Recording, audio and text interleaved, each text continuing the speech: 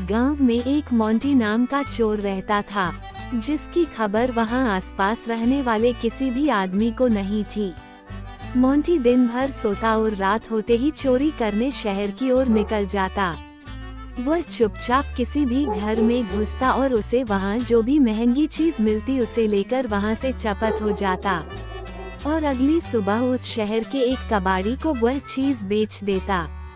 उसे जो भी रकम मिलती उससे वो महंगे कपड़े और खाने का सामान खरीदता और बाकी पैसे लेकर घर निकल जाता। 1 2 3 4 5 वाह, मजा आ गया, पूरे 5,000 बच गए। अब तो इससे अच्छा धंधा तो मेरे लिए हो ही नहीं सकता। चलो अब जल्दी से सो जाता हूँ, रात को फिर से धंधे पर जाना है। रात होते ही मोंटी फिर से चोरी के लिए चले जाता है। अगली सुबह फिर से चोरी का सामान बेचकर उन पैसों से सामान खरीदकर अपने गांव आ जाता है। अरे यार बल्लू, यह मोंटी तो दिन पर दिन अमीर ही होते जा रहा है। महंगा खाना, महंगा कपड़ा, किसी भी चीज की कमी नहीं है। इसको तू जानता है क्या? ये शहर जाकर कौन सा काम करता है कि इसकी इतनी मौज चल रही है? नहीं भाई चंदू, अगर मुझे पता होता तो मैं भी उसकी तरह अमीर नहीं बन जाता क्या? हाँ, बात तो तुम सही कह रहे हो भाई। चलो आज इसी से चलकर पूछ लेते हैं कि इसका ऐसा कौन सा बिजनेस चल रहा है, क्या पता हमारा भी कुछ भला हो जाए। ये सोचकर चंदू और बल्लू मोंटी के घर पहुंच जाते हैं। भाई मोंटी, तुम तो काफी पैसे वाले हो, हमें भी बताओ कि तुम ऐसा क्या काम करते हो जो तुमने इतनी तरक्की कर ली है। तुम्हारी बदौलत हम भी 2-4 पैसे जल्दी काम लेंगे। नहीं नहीं भाई, मेरा काम बहुत मेहनत का है।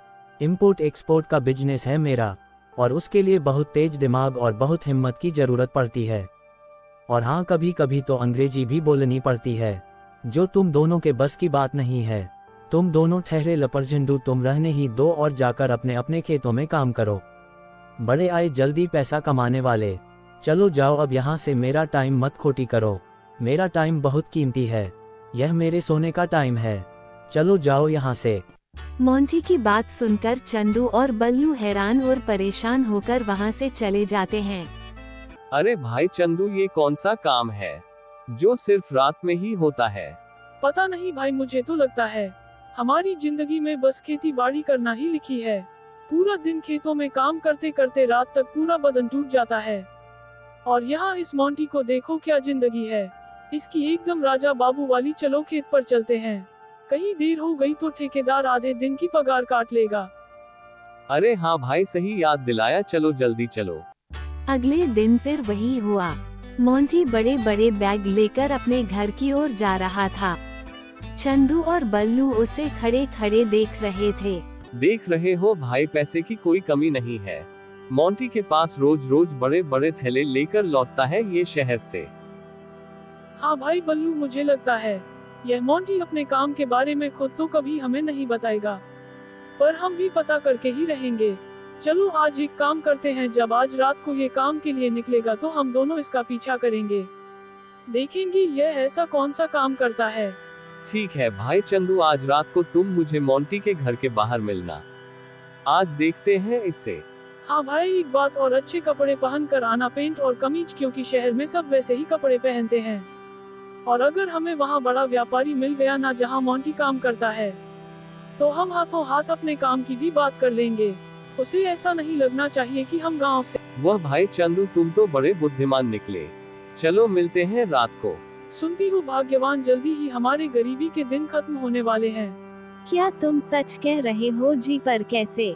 मैं आज रात को नया व्यापार सीखने शहर जा रहा हूँ। अगर मैं उसमें सफल हो गया तो हम भी मोंटी की तरह खूब पैसों में खेलेंगे।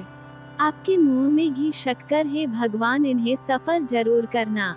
जब हम पैसे वाले हो जाएंगे तो मैं खूब सारे कपड़े और गहने खरीदूंगी। क्या बोला, कपड़े खरीदूंगी? यहाँ गांव बसा नहीं और भिखारी पहले आ गए। मैं तो तुमको बस ये बता रहा था कि आज रात को मैं घर पर नहीं रहूंगा। मेरी पेंट और कमीज अच्छे से प्रेस करके तैयार कर देना। चलो अब जाओ यहाँ से, मुझे काफी तैयारी करनी है। तुम। रात होते ही चंदू मोंटी के घर के पास पहुँच जाता है। कुछ देर बाद बल्लू भी टिप टॉप बनकर वहाँ पहुँच जाता है। अरे वाह भाई, क्या बात है, तुम तो बिल्कुल पढ़े लिखे लग रहे हो। तुम भी तो हीरो लग रहे हो भैया, एकदम अमिताभ बच्चन की तरह है। बस अब हमें उस मोंटी का इंतजार करना है। अब वह जरूर व्यापार करने के लिए घर से निकलने वाला होगा। चंदू देखो देखो भाई, शायद वह निकल रहा है। अरे भाई चंदू, ये मोंटी डरा हुआ क्यों दिख रहा है? ये तो किसी चोर की तरह दिखाई दे रहा है। मोंटी चुपचाप अपने घर से शहर की ओर निकल जाता है और चंदू और बल्लू दोनों छुप छुप कर उसका पीछा करते हैं। कुछ ही देर में वह लोग शहर पहुंच जाते हैं। मोंटी एक घर के पास जाकर खड़ा हो जाता है और इधर उधर देखने लगता है और मौका पाते ही उस घर के अंदर चला जाता है। बल्लू, यह मोंटी किसके घर में घुस गया भाई? मैं भी यही सोच रहा हूँ भाई। दोनों वहीं रुककर मोंटी का इंतजार करने लगते हैं। कुछ देर बाद मोंटी एक पानी की मोटर लिए उस घर से बाहर निकलता है। उसे देखकर चंदू और बल्लू हैरान हो जाते हैं। अरे भाई, यह मोटर कहाँ से उठा लाया? ये कौन सा धंधा है? अरे भाई, ये कोई धंधा नहीं, चोरी है चोरी है। यह मोंटी तो चोर निकला। देखो, यह मोटर लेकर ये तो इस घर से चंपत हो गया। चलो चलो इसका पीछा करते हैं। मोंटी उस मोटर को ले जाकर झाड़ी के पीछे छुपा देता है और वहां से चला जाता है। कुछ देर बाद चंदू और बल्लू भी उसका पीछा करते हुए उस झाड़ी के पास पहुंच जाते हैं। अच्छा, तो यह है इसका इंपोर्ट और एक्सपोर्ट का धंधा। साला, हम यहाँ पेंट और कमीज पहनकर इंटरव्यू देने आ गए। सच्चाई यह है इसकी। बल्लू, अरे भाई चंदू, यह मोंटी तो एक नंबर का चोर निकला। हम तो इसको बहुत बड़ा व्यापारी समझ रहे थे। वह इस मोटर को यहाँ इसलिए छोड़कर गया है ताकि सुबह आकर वह इस मोटर को किसी और को बेच दे। बल्लू भाई, मेरे पास कमाल की तरकीब है। क्यों ना हम मोंटी के आने से पहले ही इस मोटर को यहाँ से गायब कर दें और ले जाकर किसी कबाड़ी को बेच दे। अरे वाह भाई चंदू, ये तो बहुत बढ़िया तरकीब है। चलो इसे जल्दी यहाँ से ले चलते हैं। फिर दोनों मिलकर उस मोटर को उठाकर वहां से चले जाते हैं। अगली सुबह वह दोनों मोटर लेकर एक कबाड़ी के पास पहुंच जाते हैं। अरे भाई साहब, हमें यह मोटर बेचनी है। इसके कितने रुपए मिल जाएंगे? अरे भैया, मैं इस मोटर के आपको सिर्फ 2000 रुपए दे सकता हूँ। क्या सिर्फ 2000? नहीं है तो बहुत कम है। यह कोई चोरी का माल थोड़ी है। अगर तुम इसके 5000 दोगे तभी हम इसे बेचेंगे, वरना हम इसे किसी और को बेच देंगे। क्यों भाई बल्लू? अरे ठहरो भैया, कहाँ जा रहे हो? क्यों नाराज हो रहे हो? मैं इसके तुम्हें पूरे 5000 ही दे दूंगा। दूसरों के पास क्यों जाते हो? ग्राहक तो भगवान का रूप होता है और मैं आए हुए भगवान को नाराज तो नहीं कर सकता ना। ये लो, ये पूरे 5000 हैं। अरे भाई बल्लू, आज तो मजा ही आ गया। देखो हमारे पास कितने पैसे आ गए। रोज हमें पूरा दिन खेतों में काम करने के बाद हमें सिर्फ 250 रुपए ही मिलते थे, और आज हमने एक ही झटके में पूरे 5000 रुपए कम लिए। हाँ भैया, सही कहा। चलो जल्दी गांव चलते हैं, यहाँ ज्यादा देर रुकना ठीक नहीं है। दूसरी ओर मोंटी वहां झाड़ियां में मोटर ढूंढ रहा होता है। अरे यार, यह मोटर कहाँ चली गई यहाँ से? मैं तो यही छुपा कर गया था। हे भगवान, लगता है आज का दिन ही खराब है। लग रहा है मेरे धंधे को किसी की नजर लग गई है। मोंटी दुखी परेशान वापस अपने गांव लौट आता है। वहीं दूसरी तरफ चंदू की पत्नी चंदू की कमाई देखकर बहुत खुश हो जाती है। हे भगवान, इतने सारे पैसे मैं तो आपको निकम्मा और निठल्ला समझती थी, पर देखो आपने एक ही रात में कमाल कर दिया।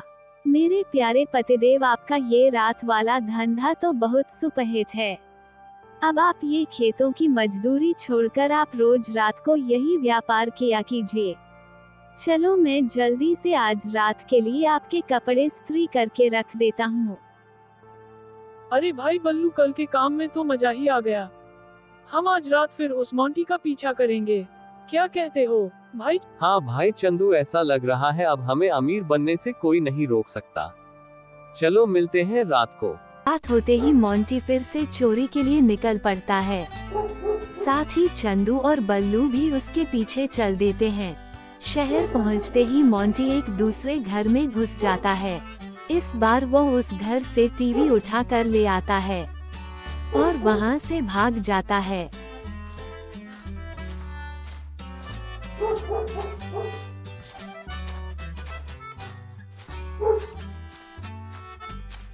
चंदू और बल्लू दोनों मोंटी का पीछा करते हैं। इस बार मोंटी फिर से एलईडी टीवी झाड़ियाँ के पीछे छुपा देता है और वहाँ से भाग जाता है। कुछ देर बाद चंदू और बल्लू वहाँ पहुँच जाते हैं। भाई चंदू, इस बार तो इस मोंटी ने बहुत बड़ा हाथ मारा है। ये टीवी तो काफी महंगा लगता है। इस टीवी से कम 15,000 रुपए तो मिल ही जाएंगे। हाँ भाई, सही कह रहे हो, लेकिन इसे जल्दी लेकर यहाँ से निकले, कहीं मोंटी वापस न आ जाए। वो दोनों टीवी को लेकर वहाँ से निकल जाते हैं।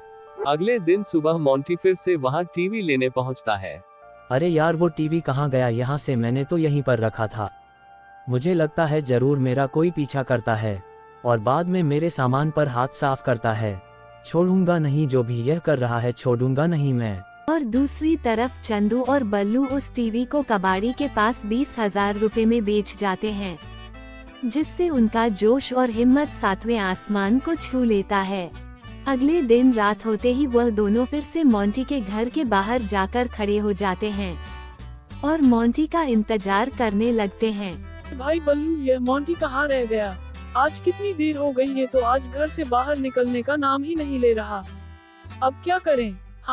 हाँ चंदू भाई, आज एक काम करते हैं, इसको छोड़ो, आज हम खुद ही चोरी करने चलते हैं। हाँ, सही कहा। हम लोग कब तक इसके भरोसे काम करेंगे? और वैसे भी अब हम सारे तिकड़म तो सीख ही गए हैं। चलो चलते हैं। फिर दोनों ही चोरी करने के लिए शहर की तरफ निकल पड़ते हैं, लेकिन इस बार मोंटी उनका पीछा कर रहा होता है।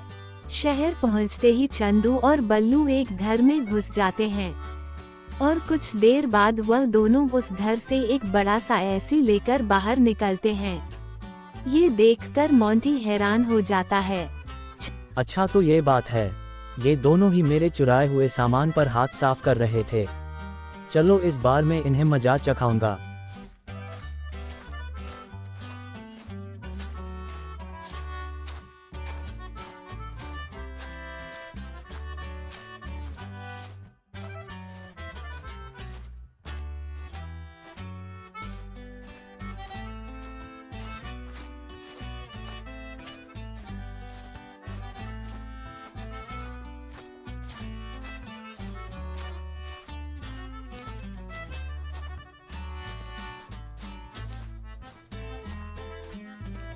अच्छा, तो यहाँ छुपाते थे मेरा चोरी का सामान। अब इन्हें पता चलेगा एक चोर के साथ चोरी करके कैसा लगता है। अब मोंटी एसी को उठाता है और वहाँ से चंपत हो जाता है। अगले दिन चंदू और बल्लू दोनों एसी को लेने के लिए पार्क में पहुँचते हैं। भाई बल्लू, यहाँ से वह एसी कहाँ गया? मुझे नहीं पता भाई, हम दोनों ने तो रात को उसे यहाँ पर ही छुपाया था। ज्यादा भोले मत बनो बल्लू, मुझे लगता है सारा पैसा तुम अकेले ही हड़पना चाहते हो। कहीं तुमने अकेले ही तो वह एसी नहीं बेच दिया? नहीं नहीं भाई, ये कैसी बात कर रहे हो? ये सवाल तो मैं भी तुमसे पूछ सकता हूँ ना, लेकिन ठीक है, अगर तुम्हें मुझ पर विश्वास नहीं है तो चलो उस कबाड़ी के पास चलते हैं। अभी दूध का दूध और पानी का पानी हो जाएगा। जैसे ही वह दोनों कबाड़ी के पास पहुंचते हैं तो हैरान हो जाते हैं, वहां मोंटी पहले से ही वो ऐसी कबाड़ी को बेच रहा होता है, जिसे देखकर वह दोनों गुस्से में आ जाते हैं। भाई मोंटी, यही है तुम्हारा इंपोर्ट और एक्सपोर्ट का धंधा। हमारा यह ऐसी तुम बेच रहे हो। तुम तो एक नंबर के चोर निकले, हमें तुम्हारे बारे में सब कुछ पता चल चुका है। वाह भाई चंदू, तुम दोनों कौन से दूध के धुले हो? तुम दोनों भी तो इतने दिन से मेरे चोरी का सामान इस कबाड़ी को बेच रहे थे। तुम दोनों तो मुझसे भी बड़े चोर निकले। वह तीनों आपस में लड़ ही रहे होते हैं, तभी वहां दरोगा चप्पू सिंह पहुंच जाता है। हाँ भैया मोंटी, क्या हाल है? कैसी चल रही है थारी छोरी की दुकान? सुना है आजकल तूने तेरे ये दोनों चेले चपाते भी रख लिए हैं, तभी शहर में बड़ी बड़ी चोरियां कर रहे हैं। वो तो भला हो सीसीटीवी कैमरा का जिसमें तुम तीनों चोरी करते दिख रहे हो। ये देखो, तुम तीनों का वारंट अरेस्ट कर लो। तीनों को और अच्छे से खातिरदारी करो, इतनी खातिरदारी करो कि उनके घुटने फोड़ दो। इस तरह तीनों जेल में पहुंच जाते हैं।